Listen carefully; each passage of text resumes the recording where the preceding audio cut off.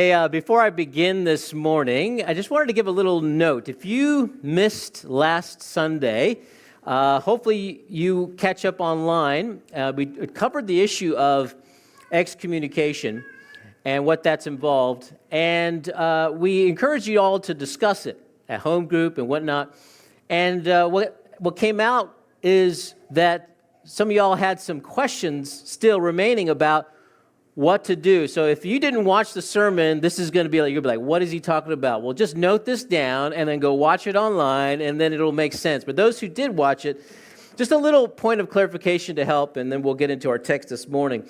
I'm referring particularly to chapter 5, verse 11, which talks about Paul saying that those who have gone through all four steps and they're excommunicated, not to associate with them. He says, not even to eat with such a one. And the question came up in discussion is, well, wait a minute, because I did talk about giving 3 pointers about how to do that with regards to a family member, but what he didn't talk about was, what do you do if that family member is someone you live with?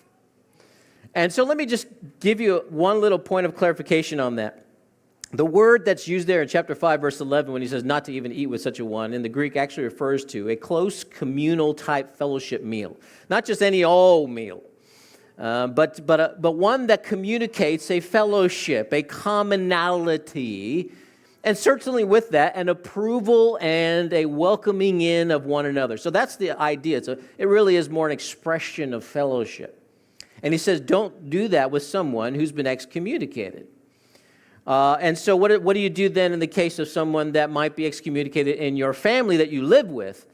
Well, you would continue. The family relationship continues, and we talked about that. The family relationship continues, but the spiritual dynamic, that fellowship, is no longer.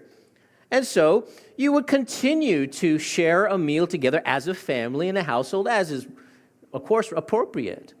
But there would need to be a clear distinction of any kind of, that there's not some kind of spiritual fellowship going on.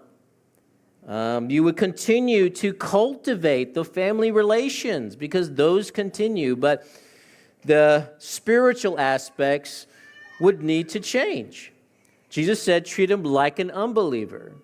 They're in unrepentance. They need to sense that separation that exists. And so you can't just sort of act as if nothing is wrong spiritually. I don't know if that helps, but that's just a point of clarification. But keep coming with your questions. We appreciate the dialogue. Well,